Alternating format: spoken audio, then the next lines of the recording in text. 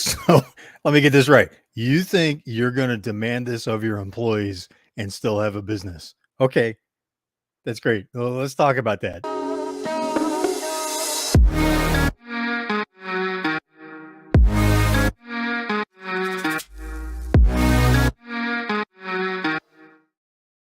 Hey, welcome to Wolf's Watch. I'm Wolf, and today we are watching demands that employers are beginning to make on employees that are backfiring massively. This is a way, in one step, that you can completely torpedo your business, driving away most of your employees, especially the ones you want to keep, right? The ones that you value having on your team have the most options, right? They're being recruited by other companies, other industries. If you think not, I don't know what to tell you. It's just consider this a wake up call. Yeah, it's Friday. Looks like this is going to be a rant. Here's why. This morning, I was reading a report that said, thanks to Yahoo Finance, going to check over here to get the right numbers for you.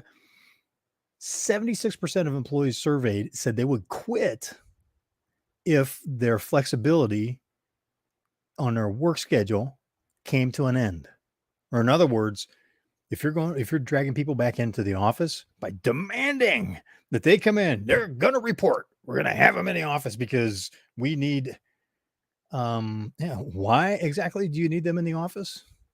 Look, I'm not saying that it is inherently bad to ask people to report to a physical location for work. I started my career post-college in manufacturing. I drove a delivery truck when I was in high school and college. Kind of hard to drive the delivery truck from my computer at home, right? It just doesn't happen. Amazon doesn't deliver all those packages from some keyboard somewhere. There are physically people out. They've got to report for work. They got to be in the truck. They have to make the deliveries, and they do it in excellence. Most of the time, there's hiccups, but they do it in excellence. Manufacturing, got to have everybody in the factory because you have sequential steps that need to be synchronized and people taking those steps, doing their work. If they're not there, it's like, what happens? You go to put a car seat in, and the guy that's running, the guy or gal that is running the pneumatic drill, go whoop, whoop, whoop. You hear them in the auto shops to put the bolts in for a seat. Now, before you start saying, oh no, robots do that, just bear with me. Somebody still has to be involved in the process there. And if they're not there, guess what? That step doesn't get done, brings everything to a screeching halt. At best, it costs more to get that day's work done because someone wasn't in sequence. In my accountability group this morning, every Friday morning, if not the first thing that I do, I have a jam session, I have a morning routine I do, then jam session, and have an accountability group that I meet with a group of entrepreneurs. And we were talking about this, and one of the people in the accountability group runs a medical company, a doctor's office, said, look, I have to have a receptionist. I have to have somebody to greet the patients when they come in the door. So there's an example. Someone's got to, you can't do that remote.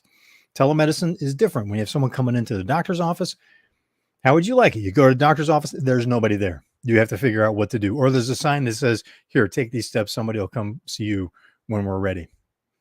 Not really a good customer experience.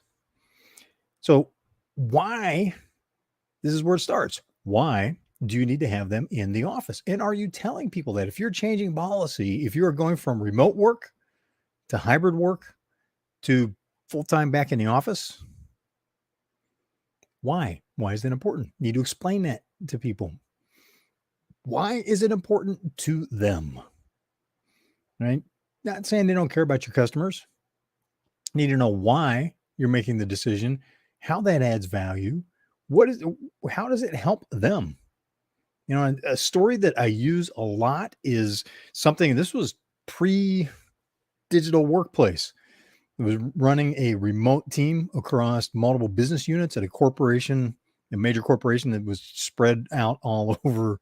Well, they were global. They had operations all over the United States as well, or in different parts. Each business operation had different industry sector, their different product line. And I found in running that team, once a quarter, I had to bring everybody together for 2 days to get work done. But the real reason, I needed them face to face, working together, and even more importantly, needed them having meals, right? So we would do lunch and dinner, right? We'd do casual dinner first night when everybody arrived, or people flying in from all over to host at different business units. It would take turn hosting. So the routine became everybody arrives. We have a casual dinner that night, hit it for work, have, light catered breakfast, break bread for an extended lunch period, get back to work that night, break bread for dinner. Next day, same routine, break bread at lunch, wrap it up early so everybody can get back home in the different parts of the country. And that was necessary in order to work on the relationships, right? So that we could really have the kind of work environment that we needed. And we needed band of brothers. So let me ask you, here's something, see if we can get this to work for you. Do you have, bear with me here for a second. Do you have this kind of an environment, where it's really band of brothers? And in this case, it's actual band. I don't know about you, but I was thinking about the movie Band of Brothers, the story of how you have high performing members of the military, particularly in special operations, special forces, that they're very capable, hard driving alpha males, as I've heard one special forces officer that led A teams describe it.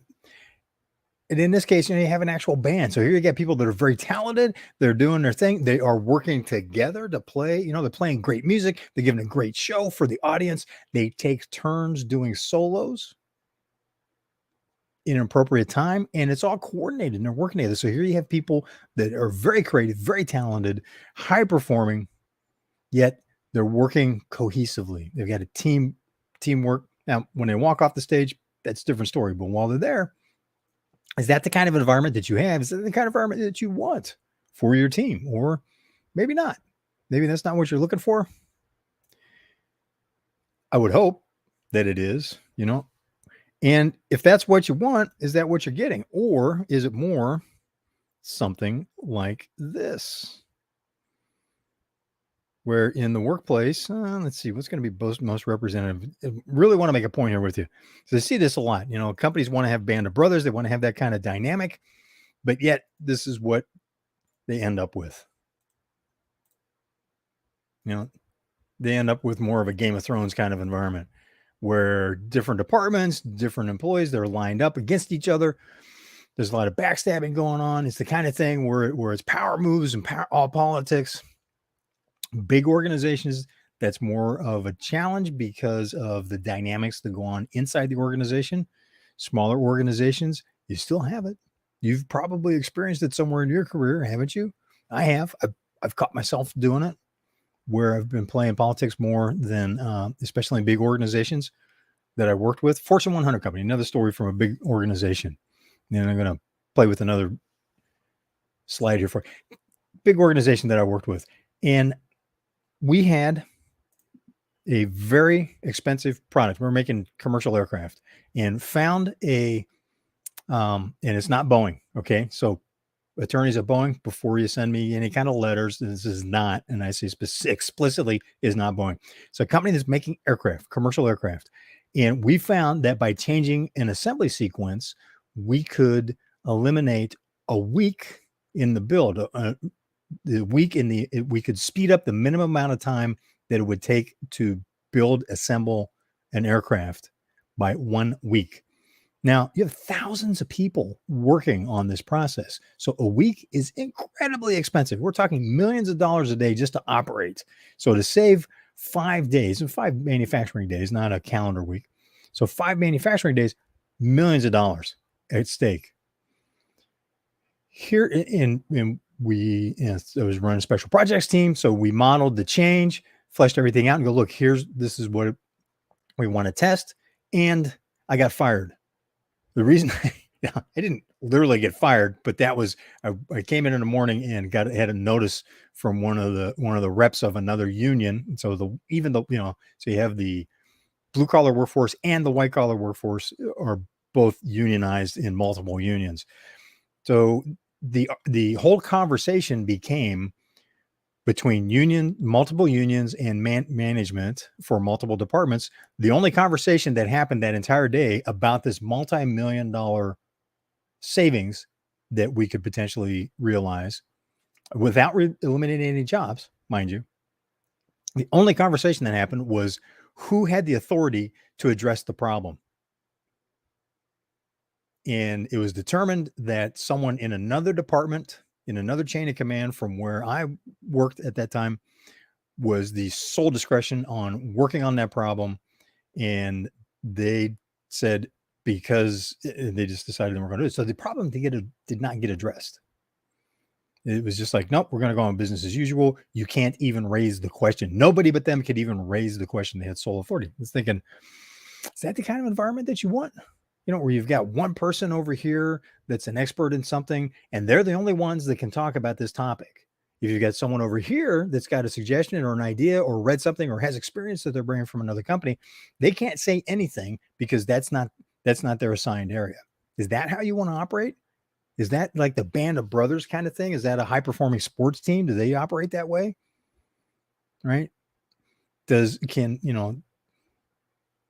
only the quarterback say, I'm going to throw to you, not to who's open, but I'm only going to throw it to this person, nobody else, whether you're open or not. So don't even bother going, hey, I'm downfield and I'm open. There's no one around me. I can score a touchdown.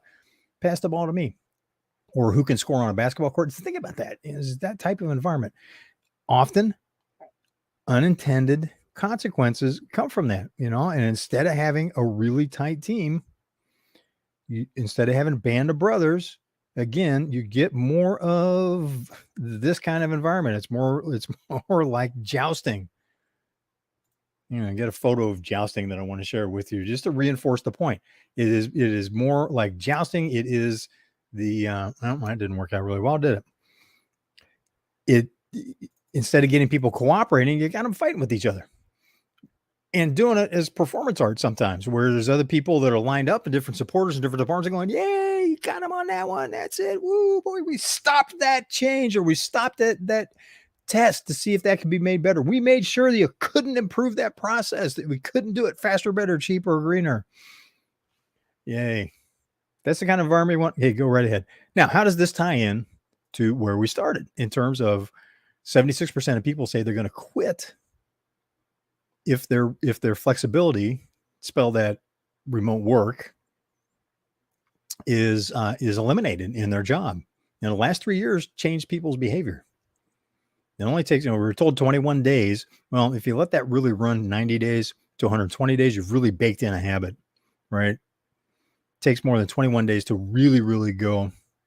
We'll leave that in an argument for another time. Research shows it takes more than that. But if you let it run for 6 months, that's a habit that's going to be extremely hard to redirect. They've created a new habit. The brain chemistry, biology says, all right, this is how we do things now. Now it's been 3 years. Companies are beginning to dial back remote work. Why? Again, why are you doing it? Do you really need to do that? And what is the impact on your employees going to be? Another thing, the same article from Yahoo Finance said that nearly half of the companies that have been doing that have found, when they've eliminated flexibility, they've said, nope, we're not doing remote work anymore. Now they're having a hard time hiring people. In an environment where the war for talent is raging just as hard as ever, they're finding that it's even harder because people are looking for that flexibility. Can you offer it? If not, why not? And how does that add value to the person that's working for you, that you want on your team, that's currently on your team, in order to keep them there? How's that advancing their career? Is it moving them towards their goals? You may not want to address that question, but guess what? You have to. If you want to win the war on talent, that's how you need to be thinking today. And this is just best practice from things that have been learned over the last 4 or 5 decades that are now coming to the forefront. And the companies that are practicing this, that are clear on their why, that are clear on how being part of their team benefits the person that's being hired, benefits the person that's already on the team, so that when they get a call from a recruiter that says, hey, if I got a deal for you here at this other company, they hang up on them. They're not interested, because They like being part of your team. They have a band, they have having a band of brothers experience. They're on a team that they like, that's tight. They can see how that team and your company are providing value to customers in the world. They can see how, you need to do this 3, how that is benefiting them, their career path, their future. Then they're not going to be getting recruited away. Let me ask you this: who do you want on your team? Do you want people on your team that are constantly being contacted, that are being people are attempting to recruit them? They're so admired, they're so valuable that other companies are going, and we want that person on our team. Or do you want the people that no one ever calls? Think about that. It brings having the people on your team that are being constantly contacted by recruiters brings its own set of challenges. But what kind of challenges would you rather have? You get to choose on that. You're going to have challenges. You just get to choose what kind of challenges you're going to have. And here's a parting thought to leave with you. Do you want to be Walmart or do you want to be NetJets? All right. Nobody is calling up NetJets and going, hey, can you give me a $15 discount on the cost of chartering a flight because this company down the street ran a discount and they're undercutting your price? Walmart, for a long time, they competed on low cost, right? So they compete on price. Amazon competes on price. Now they've worked service into it. Stick with me here, though.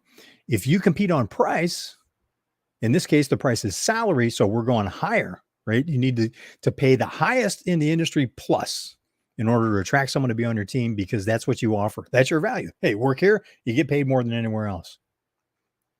A, it's not going to be enough. B, what are you doing to your cost structure? Is that how you really want to compete? Do you want to be competing? If you're competing on price, you're competing against Walmart or Amazon, or you're attempting in your industry niche, your market niche, to be a Walmart or an Amazon. Is that how you want to do it? If you do, fine, go right ahead. Good luck with that. Or do you want to be someone that's perceived as a premium, like a NetJets?